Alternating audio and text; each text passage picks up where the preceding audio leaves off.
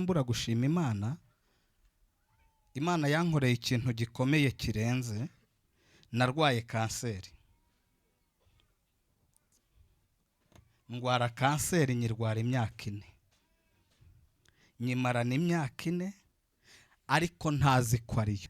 Ariko ijuru nari nagiye gusenga. Amena, mujye mukunda gusenga. Uyu mubyeyi yavuze ngo hano ndi mu kazi. None so wagize nti turi mu kazi. Ndagira mbabwire, iyi Imana yamanukanye ijambo ryitwa ubutsinzi, ariko rikamanuka rivuga ngo nugupfukama, nudapfukama ntukira. Amen. Imana yigeze igirira umugabo bita Dawidi imbabazi. Ibivuga muri Zaburi ya 89. Ibivuga ku mugabo umwe, aravuga ngo inukuri Imana izagira imbabazi ziteka. Iravuga ngo nagiriye umugaragu wanjye imbabazi ziteka.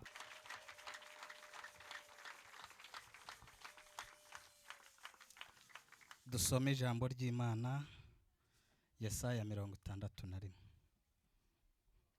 Igitabo cy'umuhanuzi Yesaya 61, page ni 706.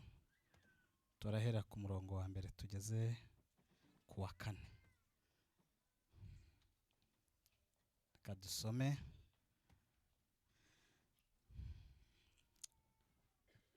Umutwe w'ijambo uravuze ngo umwaka w'Uwiteka azagiriramo imbabazi. Mwuka w'Umwami Imana ari kuri nge, kuko Uwiteka yansize amavuta ngo mbwirize abagwaneza ubutumwa bwiza. Yantumye kuvura abafite imvune mu mitima, no kumenyesha imbohe ko zibohowe, no gukingurira abari mu nzu y'imbohe, kandi yantumye no kumenyesha abantu umwaka w'imbabazi z'Uwiteka, n'umunsi Imana yacu izahoreramo inzigo, no guhoza abarira bose. Yantumye no gushyiraho itegeko ab'i Yerusalemu, no gushyiriraho itegeko ab'i Siyoni barira, ryo kubaha ikamba mu cyimbo cy'ivu, n'amavuta yo kunezerwa mu cyimbo cy'ubwirabure, n'umwambaro w'ibyishimo mu cyimbo cy'umutima wihebye, kugira ngo bahere ko bitwe ibiti byo gukiranuka byatewe n'Uwiteka ngo bimuheshe icyubahiro. Nuko bazubaka ahasenyutse, bazubura amatongo yabanje kubaho, kandi bazasana imidugudu yasenyutse yamaze ibihe byinshi ari imyirare. Imana itugirire neza. Yesu nashimwe. Ku bantu binjiye nivuze, nitwa Nshamirwa Leonard, ndi umugabo, ndubatse, mfite umufasha n'abana 9. Naturutse mu itorero rya Gasave, niyo paruwase nini yo mudugudu. Kristo aduhana umugisha. Dushimiye abayobozi badutumiye bakatugirira icyizere tukaza kubana namwe muri uyu mwanya wo gusenga. Imana ibaha umugisha. Dushimye Imana yararitse ubwoko bwayo. Aha twahumviye amagambo y'ubugingo, kandi tuhumvira amagambo ikiza. Imana ishimwe. Tugiye kuganira kuri iri jambo. Namenye ko nzaza hano ejo nimugoroba, maze iminsi ndwaye, ariko mbaza Uwiteka ndamubwira ati ese kaba abantu bambwiye kandi bwije, ubu se nzavuga iki? Mbwira Uwiteka ati nutampa ijambo ndi buvuge, ntabwo nzajyayo kuko nta kintu mfite, nta mwanya nari nagize wo gusengera iteraniro. Ariko ndyamye nijoro ndota Uwiteka mpaye amagambo yo muri Isaya 61. Hanyuma ntabwo nje kubigisha, ahubwo nje kubabwira icyo Imana yavuze muri iri jambo. Amen. Bibiliya iravuze ngo ni umwaka Imana igiriyemo abantu imbabazi.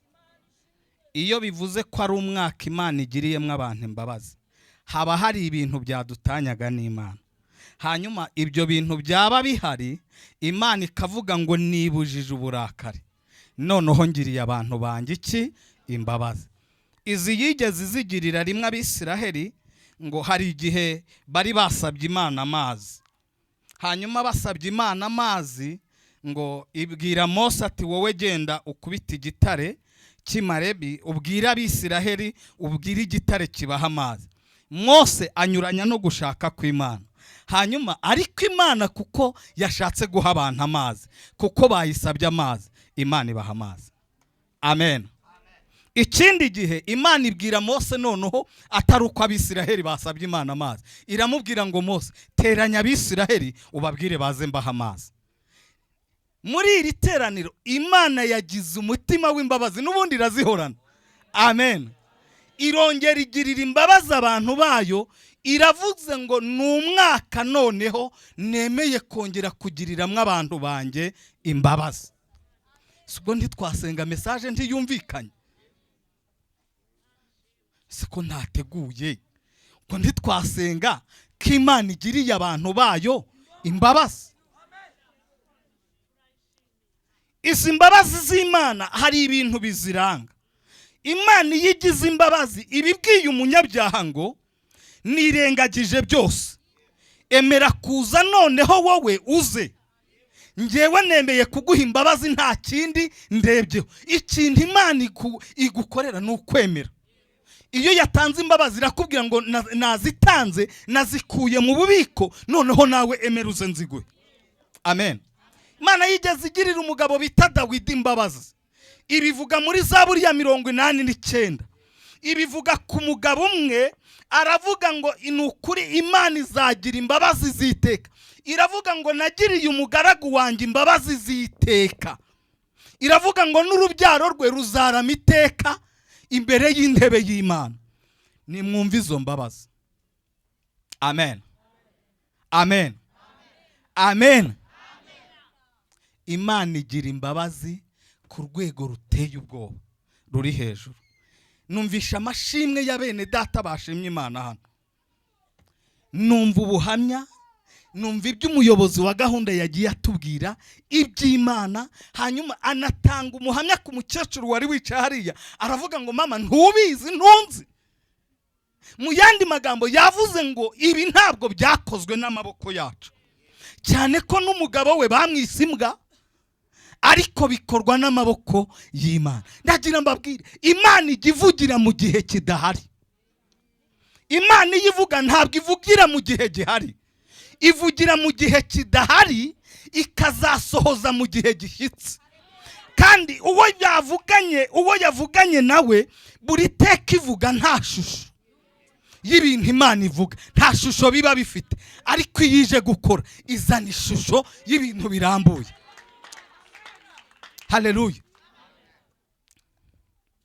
None ku mwaka w'imbabazi Imana yawuzanye, mwakwemera izi mbabazi Imana iduhaye tukazigenderamo? Mwabyemera? Izi mbabazi z'Imana rero zigira kondisiyo. Iyo zaje zibwira umusambanyi ngo ntongere gusambana, nanjye nzakugirira neza nutongera kugira gute gusambana.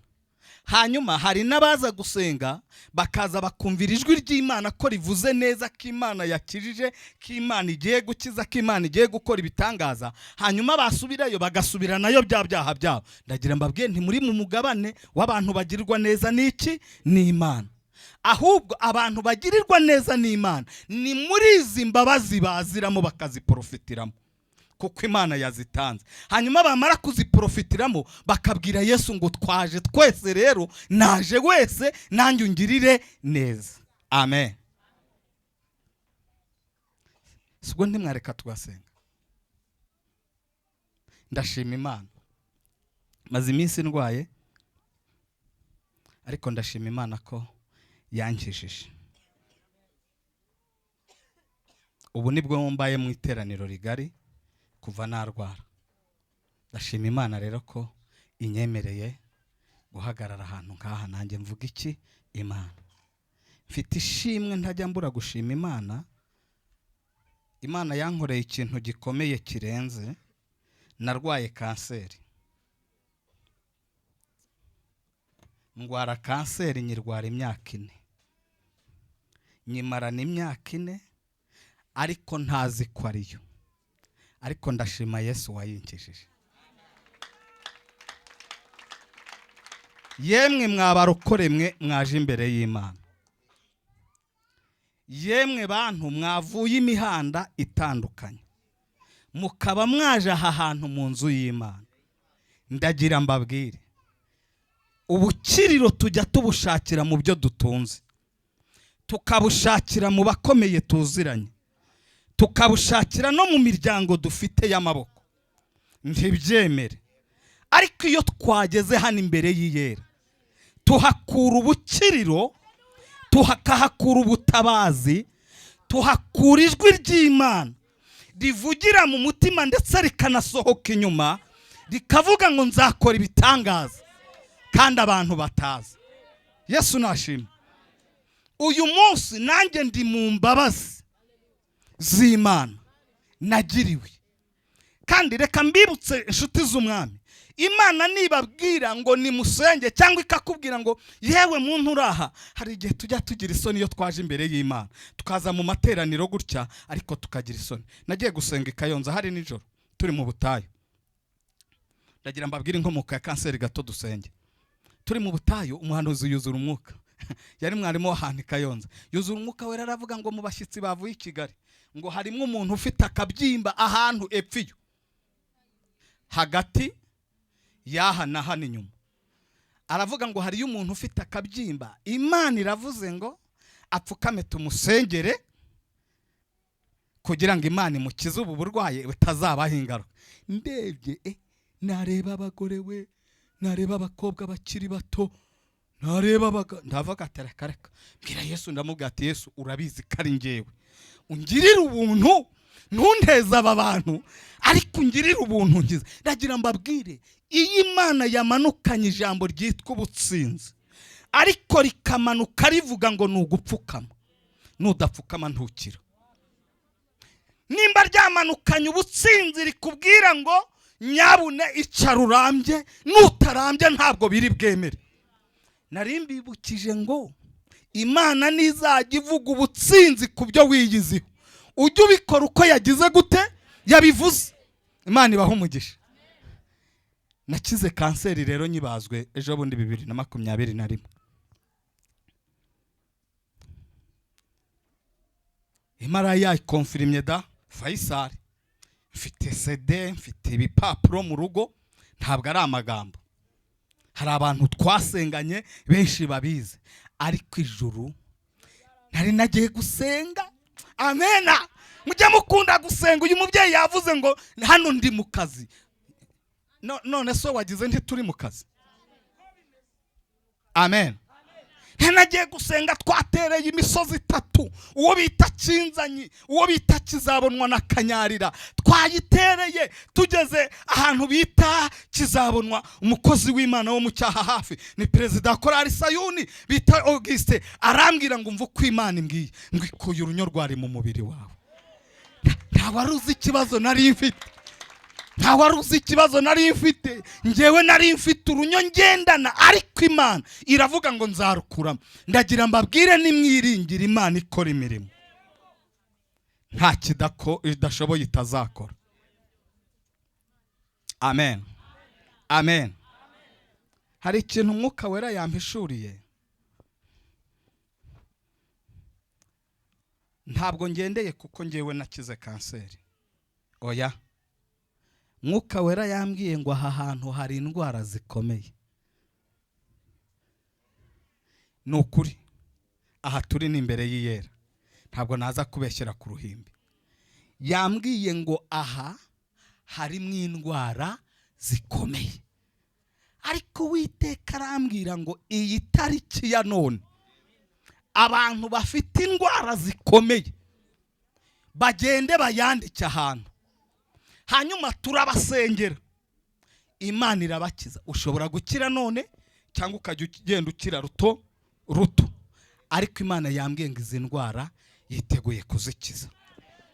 Hanyuma Mwuka Wera arambwira, ubwo mvuze gutya ntimwanyumvara gutya muranyumva. Hanyuma Mwuka Wera arambwira ngo hano harimo abadamu bafite ibibazo baje gutura Imana, ngo kubera ko babuze abandi bantu bo kubibwira, barambwira ngo nta gisubizo n'abatware babo bafite,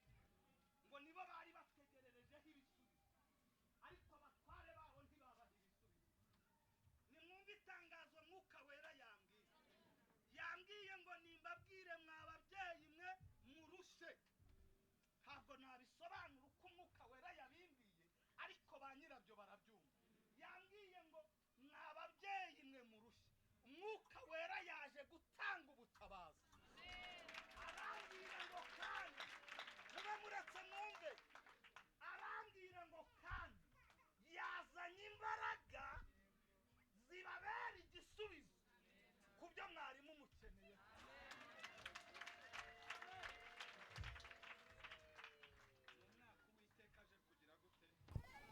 Aje kugira imbabazi. Ni umwaka Uwiteka aje kugirira abantu be imbabazi.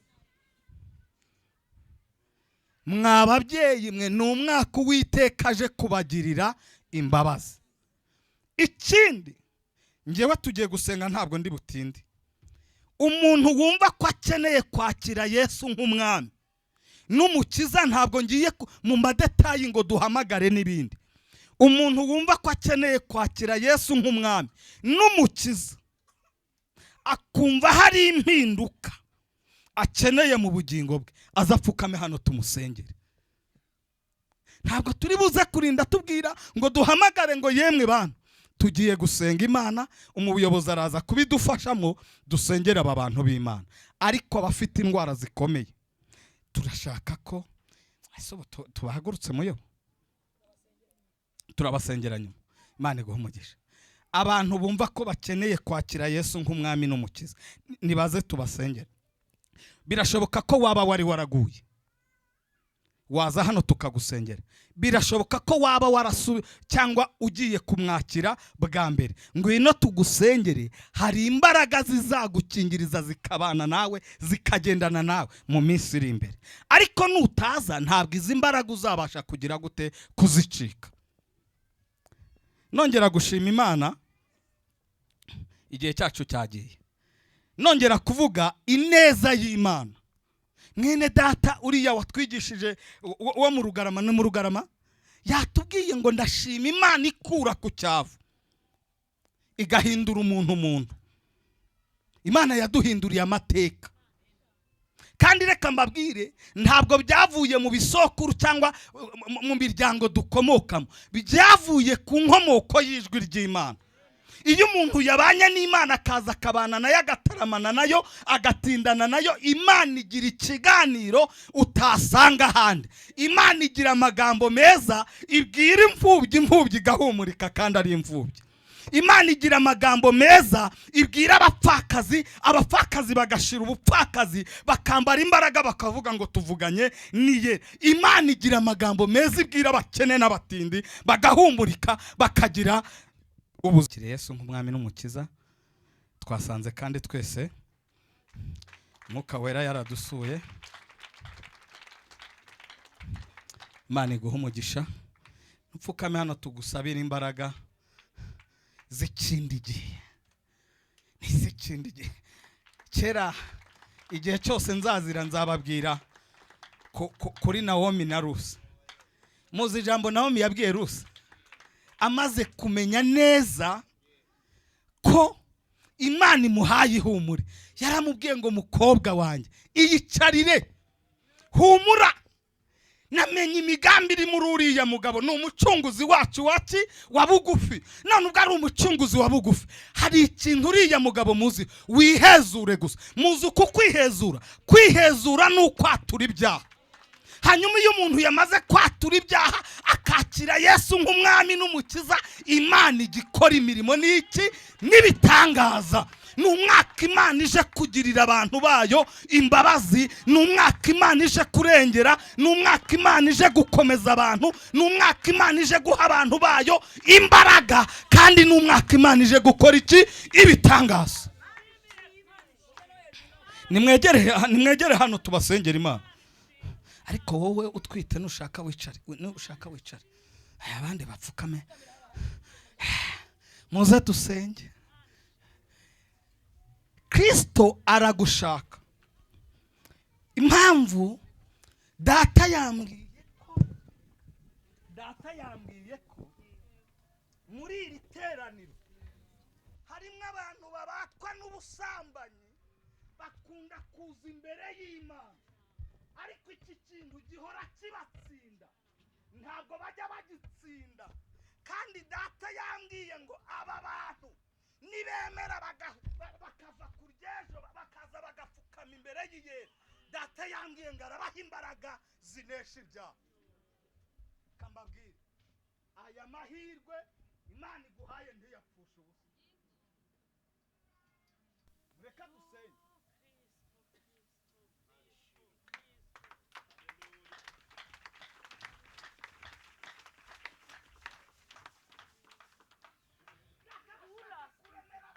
Umuyobozi umugisha, ninjiye hano ninjiye ari gusenga, numva ari gusengera mu kintu Umwuka Wera yambishura. Ndagira dukomeze gusenga ariko twanga umwuka w'ubutinganyi mu itorero ry'Imana, mu bantu b'Imana, mu bana bacu, abari hafi n'abari kure. Twamagana uwo mwuka, kuko Imana yatubwiye ko izaduha umugisha ikawuduhera mu rubyaro, ariko tugumye kwamagana uwo mwuka. Imana ibamuhe. Dukeya n'uwamenya hari ikibazo ukoze mu mutima yacu n'imitima yanyu, nakoma amashyikanya mu gukomera Imana n'ishimwe. Imana yacu irashoboye kandi irabashije. Imana n'ishimwe kuko ari ikora ibintu abantu batashobora. Ufite umwanya wo gusenga mu kanya, ufite umwanya wo gusenga, biriya byose turabisengera kandi Imana